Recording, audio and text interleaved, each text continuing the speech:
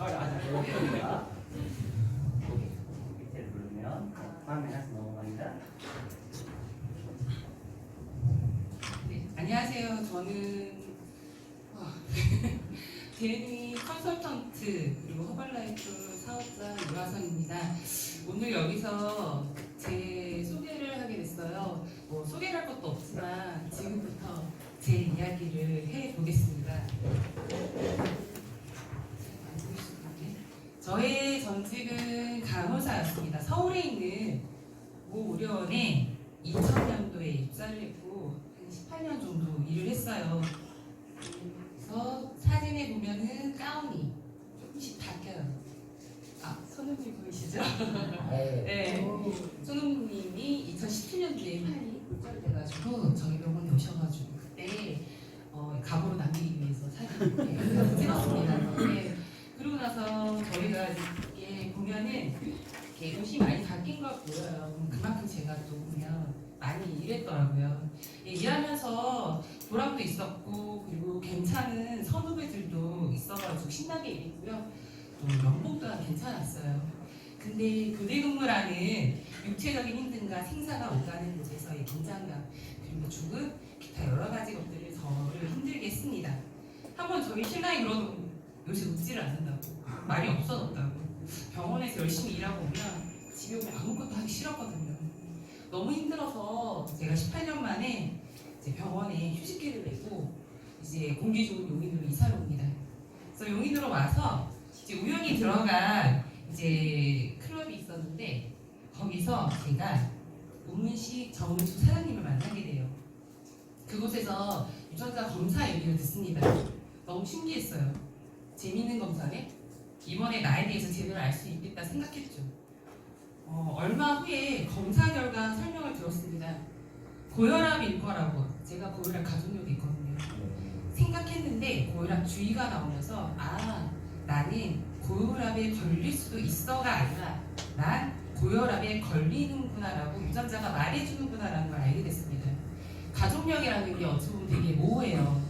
이제 가족 중에 누구는 걸리고 누구는 안 걸리고 근데 유전자 검사로 나는 확실히 걸릴 수 있구나 라는 거는 정말 천지차이였습니다. 그래서 저 컨설팅 북만 있으면 여기 컨설팅 북 보이시죠? 없구나. 네, 컨설팅 북만 있으면 나도 할 수 있겠다 싶었어요.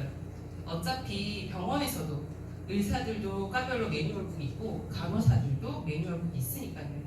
그래서 정은수 사장님께 저 컨설팅 북 달라 그랬죠. 그랬더니 못 준대요.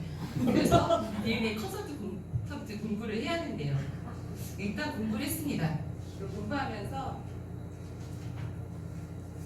알게 된 사실이 제 혈당 유전자 중에서 NTNR1B라는 그 유전자가 주의가 나왔고 그건 절대로 야식을 금지해야 된다고 했습니다. 특히나 병원에서 교대 근무를 하는데 야식을 안 먹을 수가 없잖아요. 18년 동안 많이도 먹고요. 더 이상 먹을 수는 없었습니다. 그리고 병원은 참 아픈 사람들이 많아요.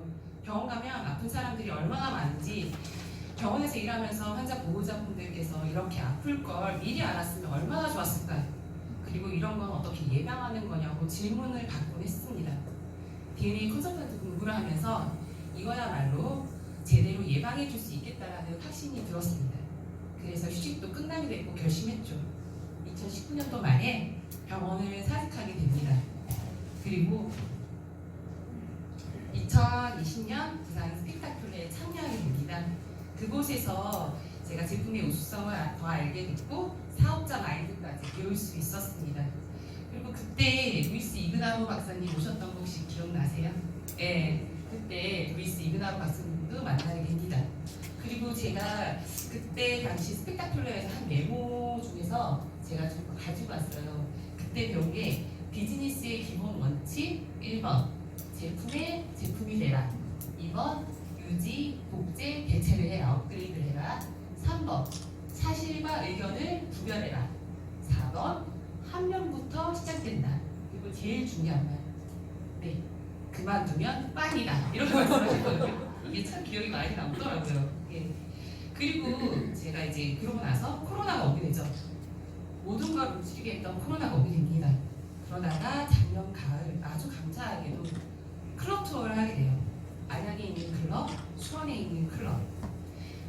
병원에서 운영하는 걸 보고 저렇게 하면 유전자를 허벌라이프를 잘 알릴 수 있겠다라는 생각이 들었습니다. 그래서 제가 이제 여기 따순 다이어트, 더 따순 다이어트를 이제 오픈하게 됩니다. 자, 그러면 혹시 라포라는 말을 아세요?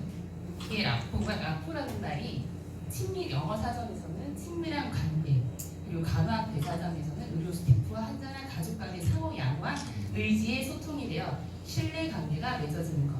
그리고 교육학 영어 사전에서는 상호 간의 신뢰하며 감정적으로 친근감을 느끼는 인간관계라고 합니다. 저희가 이 말이요 병원에서 참 많이 써요. 이 라포라는 게 병원에서 라포가 잘 형성됐어, 저 환자분과 라포가 좋아졌다, 이런 말 참 많이 쓰거든요. 근데 저는 이 말을 저희 클럽에서도 씁니다. 저거 레이탐이 있는 편백나무관에서 고객분과 라포를 형성합니다. 라포가 형성이 되면 고객의 니드를 잘 알 수가 있고, 더 나아가 유전자, 허벌라이프를 소개하기가 좋았습니다.